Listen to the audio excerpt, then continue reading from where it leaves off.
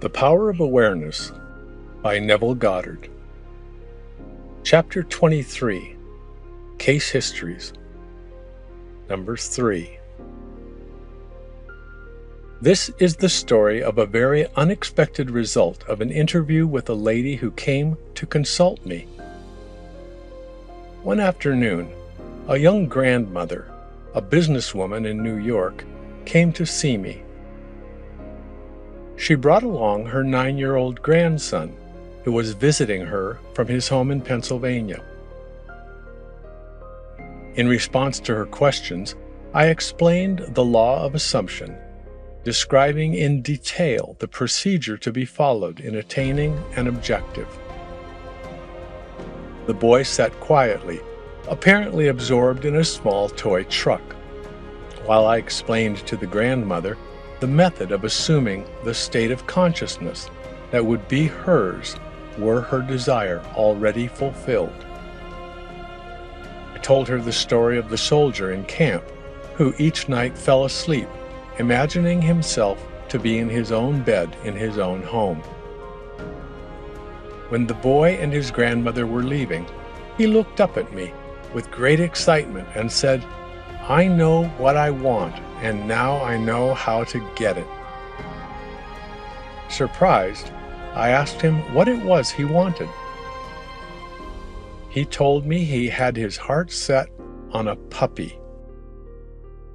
To this, the grandmother vigorously protested, telling the boy that it had been made clear repeatedly that he could not have a dog under any circumstances, that his father and mother would not allow it, that the boy was too young to care for it properly, and furthermore, the father had a deep dislike for dogs.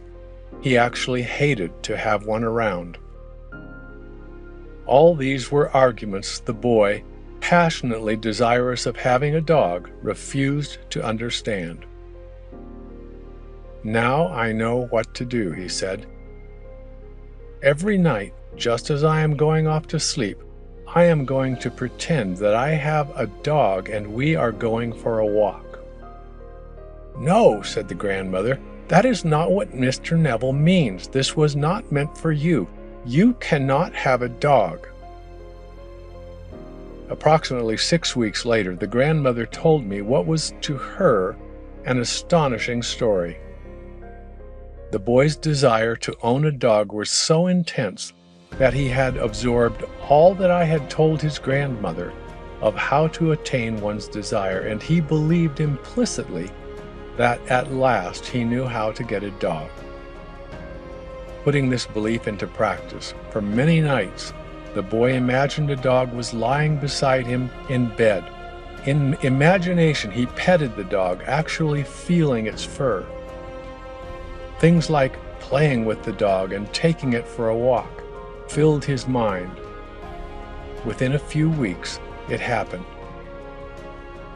A newspaper in the city in which the boy lived organized a special program in connection with Kindness to Animals Week. All school children were requested to write an essay on why I would like to own a dog. After entries from all the schools were submitted and judged, the winner of the contest was announced. The very same boy who weeks before in my apartment in New York had told me, "Now I know how to get a dog," was the winner.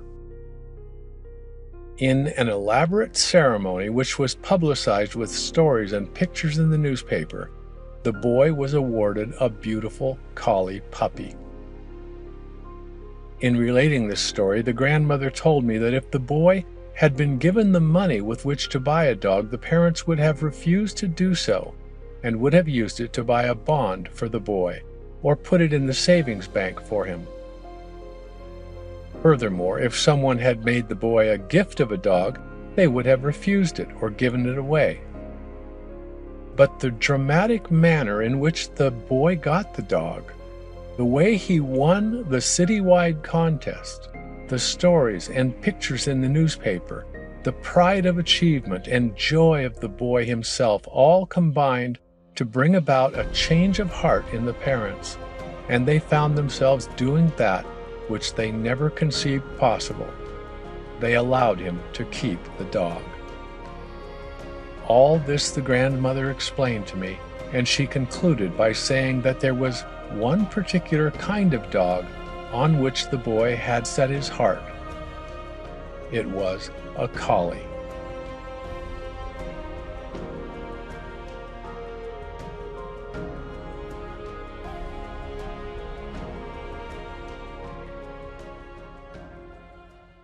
Thanks for being with us today.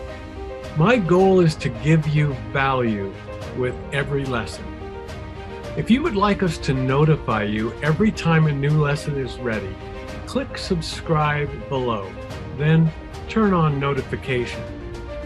I look forward to seeing you again soon. Thanks.